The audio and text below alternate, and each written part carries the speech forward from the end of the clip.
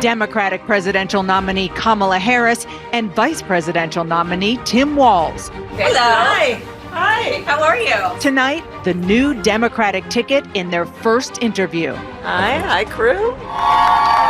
In the final sprint to Election Day, 1, 2, 3. their top priorities for the country, What would you do on day one in the White House? the tough questions on their records. The steps that you're talking about now, why haven't you done them already?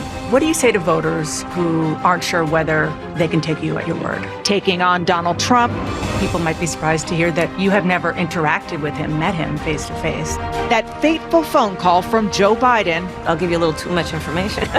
and their take on those viral convention images. It's very humbling. It's very humbling in many ways. I don't know as a father I could have ever imagined that. With just days until early voting begins, a defining moment in the race for the White House. CNN's exclusive interview of the Democratic nominees starts now.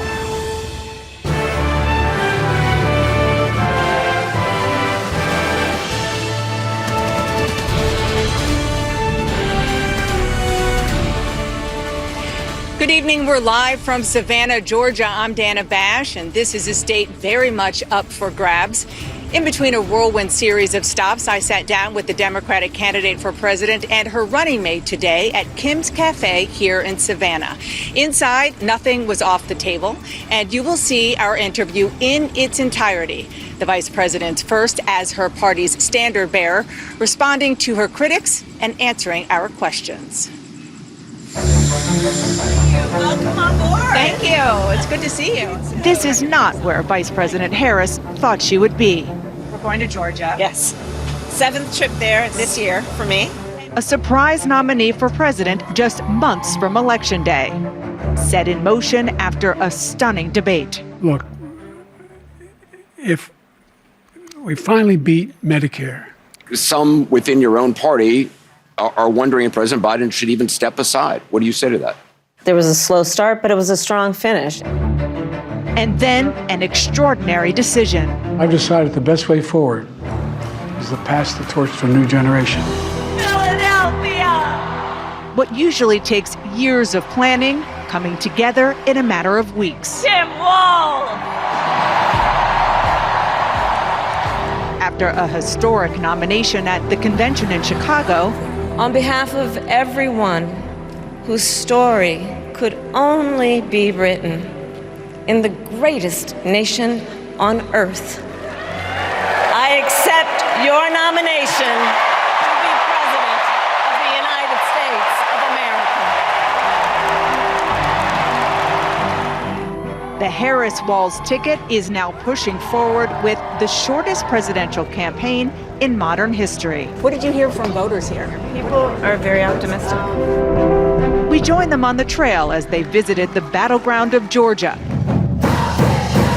Just 68 days from the election.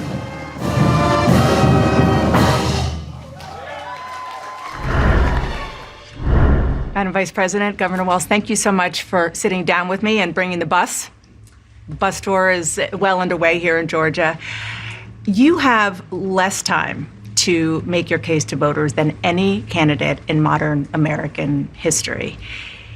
The voters are really eager to hear what your plans are. If you are elected, what would you do on day one in the White House? Well, there are a number of things. I will tell you, first and foremost, one of my highest priorities is to do what we can to support and strengthen the middle class. When I look at the aspirations, the goals, the ambitions of the American people, I think that people are ready for a new way forward, in a way that generations of Americans have been fueled by hope and by optimism. I think, sadly, in the last decade, we have had in the former president someone who has really been pushing an agenda and in an environment that is about diminishing the character and the strength of who we are as Americans, really dividing our nation, and I think people are ready to turn the page on that. So what would you do day one? Day one, it's going to be about, one, implementing my plan for what I call an opportunity economy. I've already laid out a number of proposals in that regard, which include what we're going to do to bring down the cost of everyday goods, what we're going to do to invest in America's small businesses, what we're going to do to invest in families, for example, extending the child tax credit to $6,000 for families for the first year of their child's life, to help them buy a car seat, to help them buy baby clothes, a crib. There's the work that we're going to do that is about investing in the American family around affordable housing, a big issue in our country right now. So there are a number of things on day one. What about you? Well, I'm excited about this agenda, too. As I said, the idea of inspiring America to what can be. And I think many of these things that the vice president's proposing are things that we share in values. And the child tax credit is one we know that reduces childhood poverty by a third. We did it in Minnesota. To have a federal partner in this, unbelievable, I think, in the impact that we can make. You talked about, you call it the opportunity economy.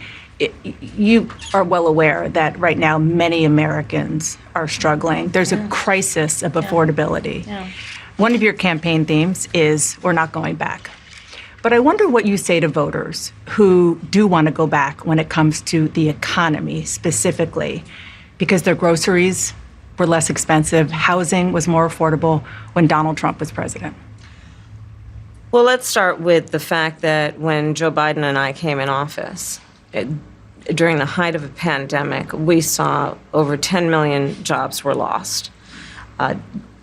People, I mean, literally, we were all tracking the numbers. Hundreds of people a day were dying because of COVID. The economy had crashed. In large part, all of that because of mismanagement by Donald Trump of that crisis. When we came in, our highest priority was to do what we could to rescue America. And today, we know that we have inflation at under 3%. A lot of our policies have led to the reality that America recovered faster than any wealthy nation around the world. But you are right. Prices, in particular for groceries, are still too high. The American people know it, I know it.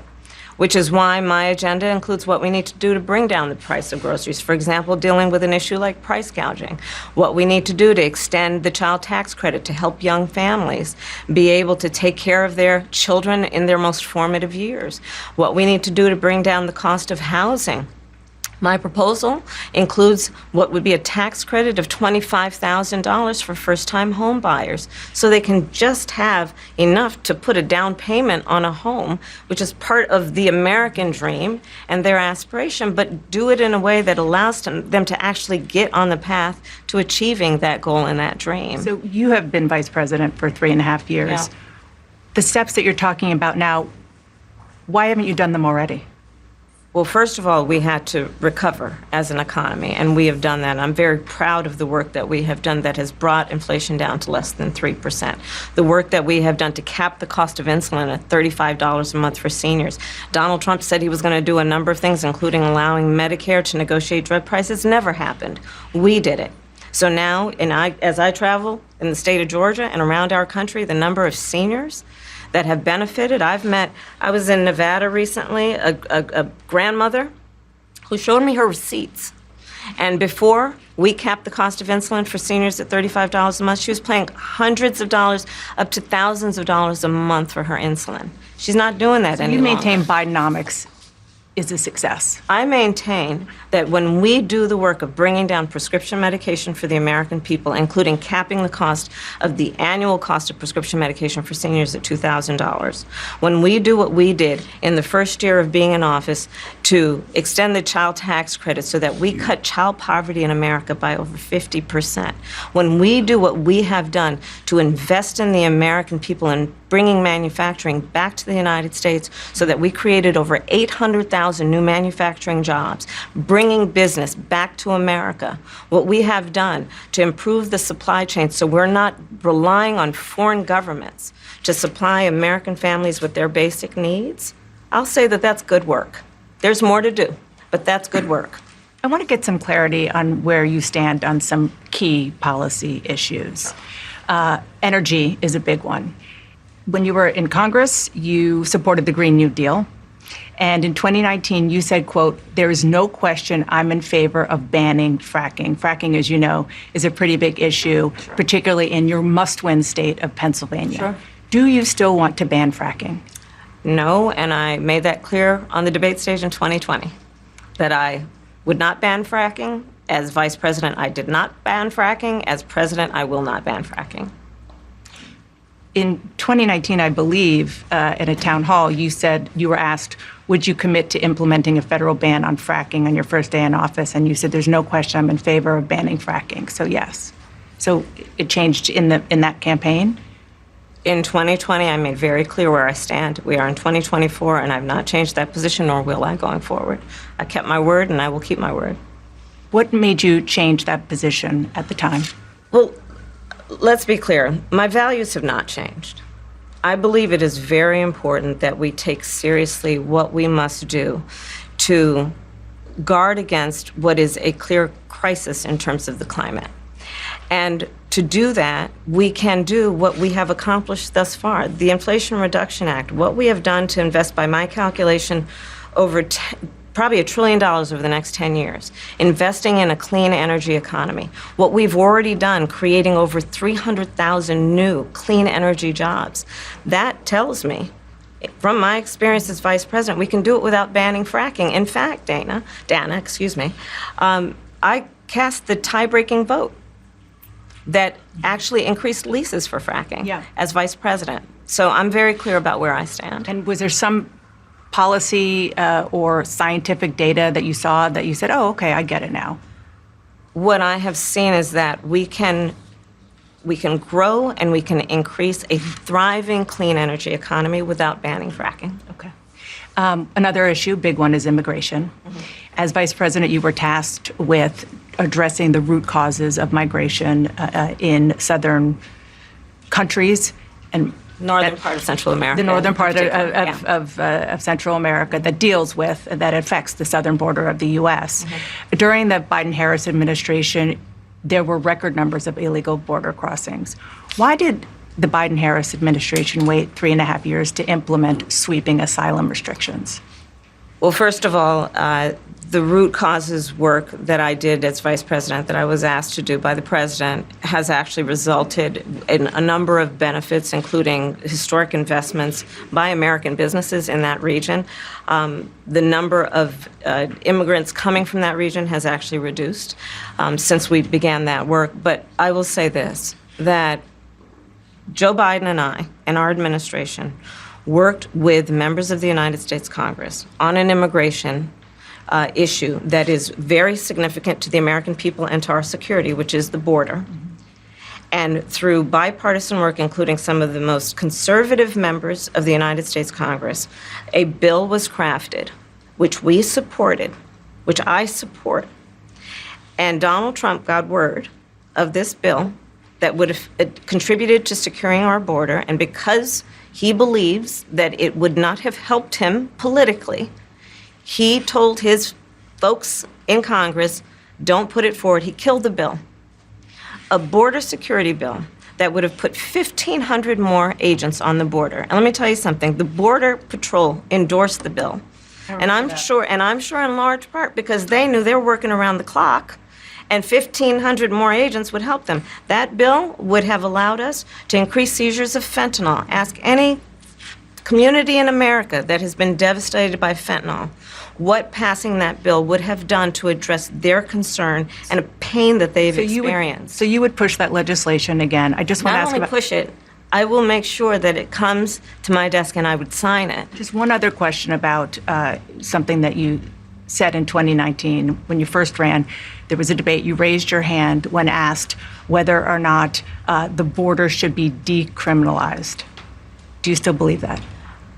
I believe there should be consequence. We have laws that have to be followed and enforced that address and deal with people who cross our border illegally, and there should be consequence. And let's be clear, in this race, I'm the only person who has prosecuted transnational criminal organizations who traffic in guns, drugs, and human beings. I'm the only person in this race who actually served a border state as Attorney General to enforce our laws, and I would enforce our laws as president going forward. I recognize the problem. Generally speaking, how should voters look at some of the changes that you've made, that you've explained some of here in your policy? Is it because you have more experience now and you've learned more about the information? Is it because you were running for president in a Democratic primary? And should they feel comfortable and confident that what you're saying now is going to be your policy moving forward? Dana, I think the most important and most significant aspect of my policy perspective and decisions is my values have not changed. You mentioned the Green New Deal. I have always believed, and I have worked on it, that the climate crisis is real, that it is an urgent matter to which we should apply metrics that include holding ourselves to deadlines around time. We did that with the Inflation Reduction Act. We have set goals for the United States of America and by extension the globe around when we should meet certain standards for reduction of greenhouse gas emissions, as an example. That value has not changed. My value around what we need to do to secure our border, that value has not changed. I spent 2 terms as the Attorney General of California prosecuting transnational criminal organizations, violations of American laws regarding the illegal passage of guns, drugs, and human beings across our border. My values have not changed. So that is the reality of it. In 4 years of being vice president, I'll tell you, one of the aspects to your point is traveling the country extensively. I mean, I'm here in Georgia, I think somebody told me 17 times since I've been vice president in Georgia alone. I believe it is important to build consensus, and it is important to find a common place of understanding of where we can actually solve problems. On that note, you had a lot of Republican speakers at the convention. Will you appoint a Republican to your cabinet? Yes, I would. Anyone in mind? Yes, I would. No one in particular in mind. We got 68 days to go with this election, so I'm not putting the cart before the horse, but I would. I think it's really important. I have spent my career inviting diversity of opinion. I think it's important to have people at the table when some of the most important decisions are being made that have different views, different experiences. And I think it would be to the benefit of the American public to have a member of my cabinet who was a Republican. That was just the start of our wide-ranging conversation, and we have some never-before-shared details about the phone call that changed everything between President Joe Biden and Vice President Kamala Harris. I'm just curious, staying on President Biden, when he called you and said he was pulling out of the race, what was that like? And did he offer to endorse you right away, or did you ask for it? It was a Sunday, so here, I'll give you a little too much information. Go for it. There's no such thing, Madam Vice President. And her running mate. I asked him about some of the controversies that have sprung up since Harris put him on the ticket. Governor Walz, the country is just starting to get to know you. I want to ask you a question about how you've described your service in the National Guard. You said that you carried weapons in war, but you have never deployed actually in a war zone. A campaign official said that you misspoke. Did you?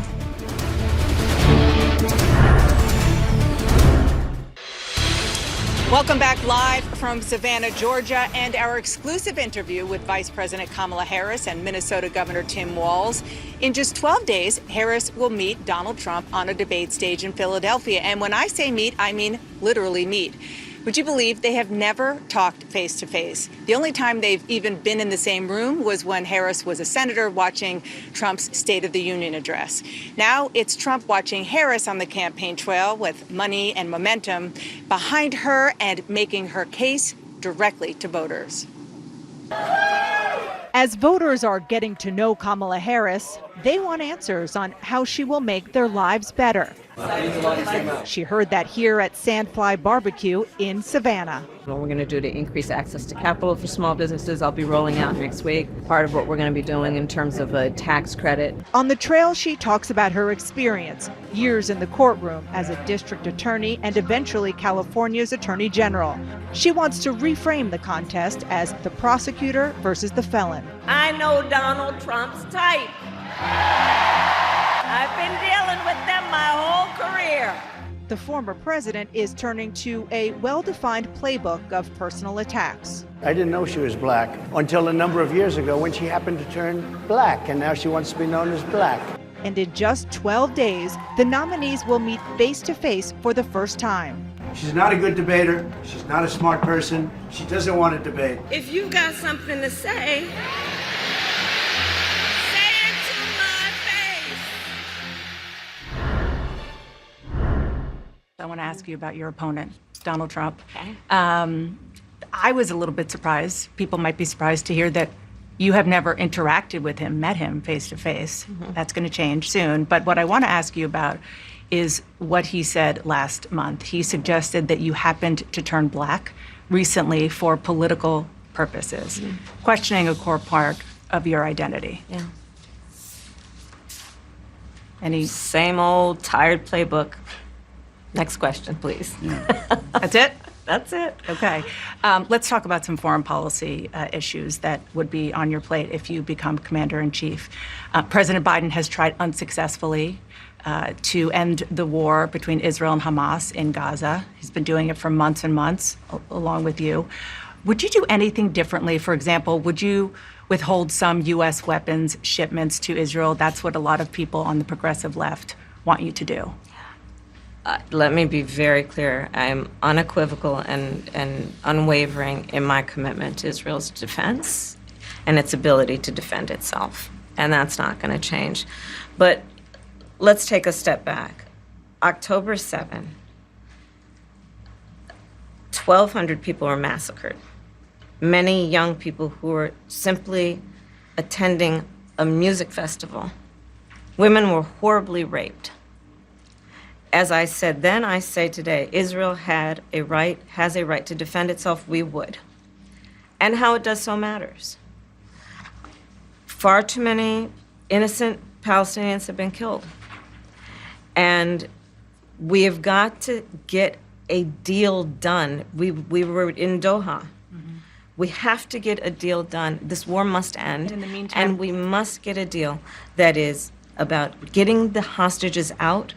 I've met with the families of the American hostages. Let's get the hostages out. Let's get the ceasefire done. But no change in policy in terms of arms and so forth. No, we have to get a deal done. Dana, we have to get a deal done. When you look at the significance of this to the families, to the people who are living in that region, a deal is not only the right thing to do to end this war, but will unlock so much of what must happen next. I remain committed since I've been on October 8 to what we must do to work toward a two-state solution, where Israel is secure and in equal measure, the Palestinians have security and self-determination and dignity. Governor Walz, the country is just starting to get to know you. I want to ask you a question about how you've described your service in the National Guard. You said that you carried weapons in war, but you have never deployed actually in a war zone. A campaign official said that you misspoke. Did you? Well, first of all, I'm incredibly proud. I've done 24 years of wearing the uniform of this country. Equally proud of my service in a public school classroom, whether it's Congress or the governor. My record speaks for itself, but I think people are coming to get to know me. I speak like they do. I speak candidly. I wear my emotions on my sleeves, and I speak especially passionately about our children being shot in schools and around guns. So I think people know me. They know who I am. They know where my heart is. And again, my record has been out there for over 40 years to speak for itself. And the idea that you said that you were in war. Yeah. Did you misspeak, as the campaign has said? Yeah, I said we were talking about, in this case, this was after a school shooting, the ideas of carrying these weapons of war. And my wife, the English teacher, told me my grammar's not always correct. But again, if it's not this, it's an attack on my children for showing love for me or it's an attack on my dog. I'm not going to do that. And the one thing I'll never do is I'll never demean another member's service in any way. I never have, and I never will. One other question, because again, this is all new. Yeah. This was not, however many days ago, this was not on either of your bingo cards, especially yours. You had to clarify that you had said that you and your wife used IVF, but it turned out you used a different kind of fertility in order to have children. And then when you ran for Congress in 2006, your campaign repeatedly made false statements about a 1995 arrest for drunk and reckless driving. What do you say to voters who aren't sure whether they can take you at your word? Well, I've been very public. I think they can see my students come out, former folks I've served with, and they vouch for me. I certainly own my mistakes when I make them. The one thing I'll tell you is I wished in this country wouldn't have to do this. I spoke about our infertility issues because it's hell, and families know this. And I spoke about the treatments that were available to us that had those beautiful children there. That's quite a contrast in folks that are trying to take those rights away from us. And so I think people know who I am. They know that record. They've seen that. I've taught thousands of students. I've been out there. And I won't apologize for speaking passionately, whether it's guns in schools or protecting of reproductive rights. The contrast could not be clearer between what we're running against. The vice president's position on this has been clear. And I think most Americans get it if you've been through that. I don't think they're cutting hairs on IVF or IUI. I think what they're cutting hairs on is an abortion ban and the ability to be able to deny families the chance to have a beautiful child. Up next, the moment that changed everything when Kamala Harris got a phone call from President Biden that he was dropping out of the race. It was a Sunday, so here I'll give you a little too much information. Go for it. There's no such thing, Madam Vice President. My family was staying with us, and including my baby nieces. Speaking of those baby nieces, the vice president also opens up about a viral picture from the convention that meant so much to so many. And Tim Walz talks about that convention moment with his son that brought many viewers to tears. You were speaking, the camera caught him, so incredibly proud of you, so emotional, saying, "That's my dad." Yeah, I don't know as a father I could have ever imagined that.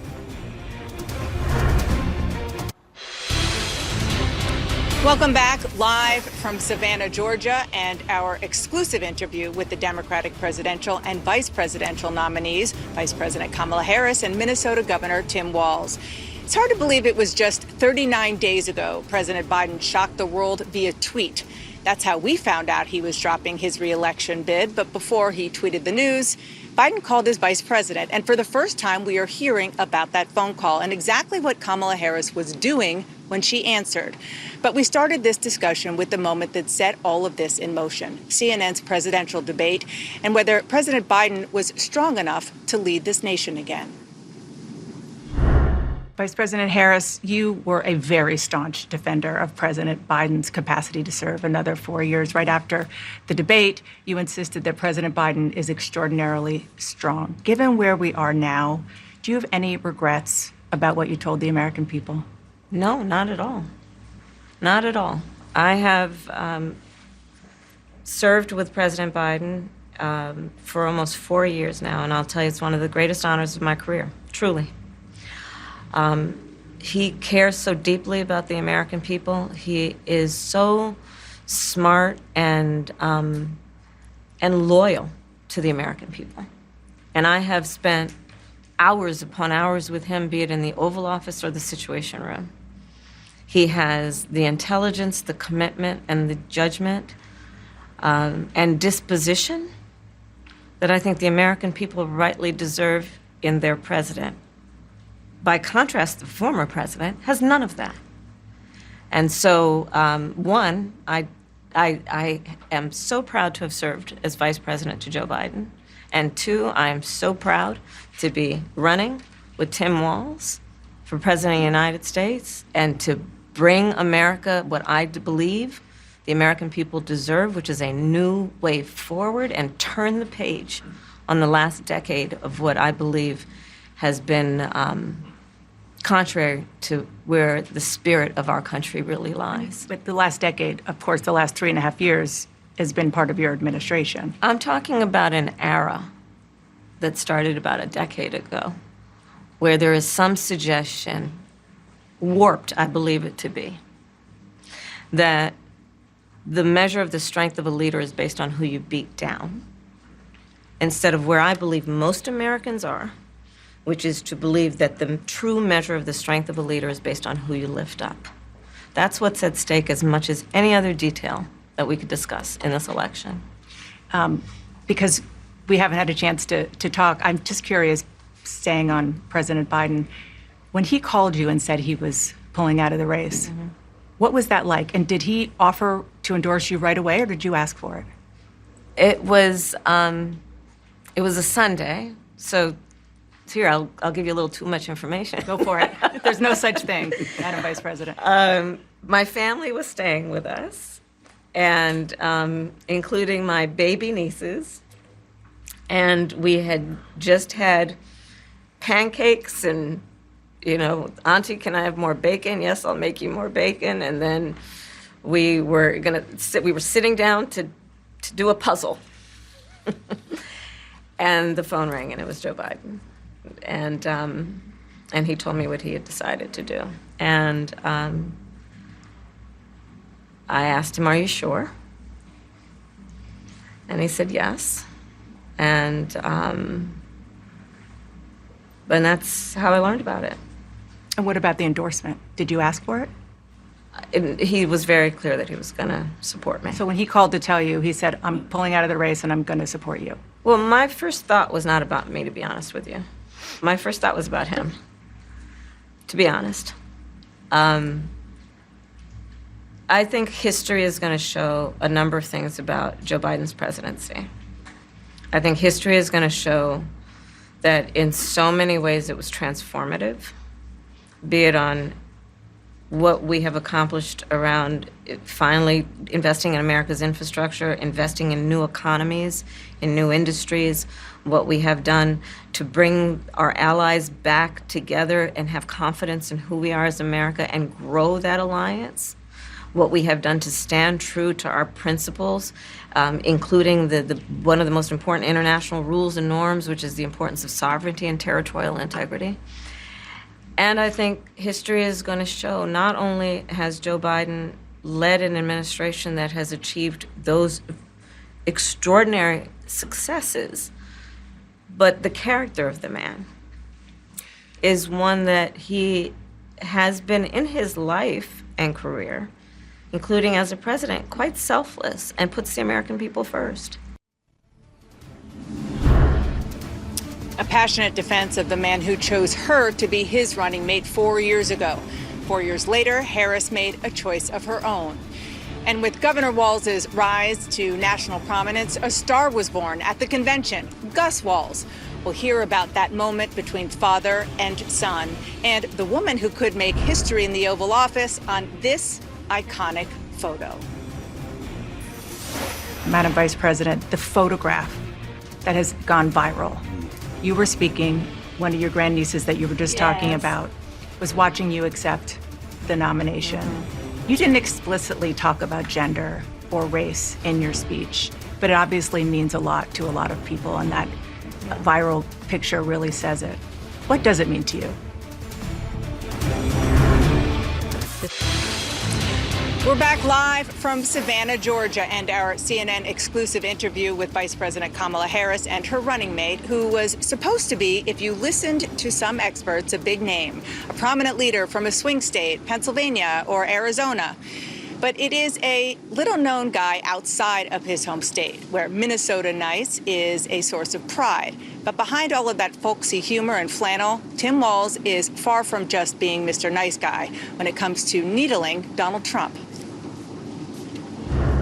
Governor, you obviously have spoken to voters all over your state for years. Yeah. What are you learning in a place like Georgia? We're seeing explosion in small business growth. The one thing is workforce and childcare, because workers have to have childcare. campaigning with Tim Walz, Don't do it. finding his role in this historic campaign. Would you be my running mate and let's get this thing on the road? I would be honored, Madam Vice President. After bursting onto the national stage with this word. These guys are just weird. Known as a folksy father of two from rural America, now a running mate who is not holding back. Listen to the guy. He's talking about Hannibal Lecter and shocking sharks and just whatever crazy thing pops into his mind. And finding his own rhythm with his new boss. What'd you order? Brisket and greens and mac and cheese. What about you? I had the brisket and coleslaw on this. And what about the spice situation, the Tabasco? What's happening with that? I'm gonna let him speak for himself. The Vice President's growing peppers at her residence, so she's trying to bring me along on this. You know, Minnesotans. It's okay. I'm getting there. It's I'm all getting good. You just do you. I just have to ask you both about two standout moments, aside, of course, from the addresses that you both gave, but standout moments that were perhaps unexpected during the convention. You mentioned one of them, Governor. A moment that you shared, that the world shared with your son, Gus. You were speaking, the camera caught him, so incredibly proud of you, so emotional, saying, "That's my dad." Yeah, I don't know as a father I could have ever imagined that. I'm grateful for so many reasons to be on this ticket, but that moment, to understand what was really important, to have my son feel a sense of pride in me, that I was trying to do the right thing. And it was, you try and protect your kids, it brings notoriety and things, but it was just such a visceral, emotional moment that I'm grateful I got to experience it, and I'm so proud of him. I'm proud of him, I'm proud of Hope, I'm proud of Gwen. She's a wonderful mother, and these are great kids. And I think the one thing is, talking about the era we're in, is our politics can be better. It can be different. We can show some of these things, and we can have families involved in this. And I hope that I hope people felt that out there, and I hope they hug their kids a little tighter, because you just never know, and life can be kind of hard. And last question, Madam Vice President, the photograph that has gone viral. You were speaking, one of your grandnieces that you were just talking about was watching you accept the nomination. You didn't explicitly talk about gender or race in your speech, but it obviously means a lot to a lot of people, and that viral picture really says it. What does it mean to you? I am running because I believe that I am the best person to do this job at this moment. For all Americans, regardless of race and gender. But I did see that photograph, and I was deeply touched by it. And you're right, it's the back of her head, her two little braids, and then I'm in the front of the photograph, obviously speaking. And it's very humbling. It's very humbling in many ways. Did she talk to you about it afterwards?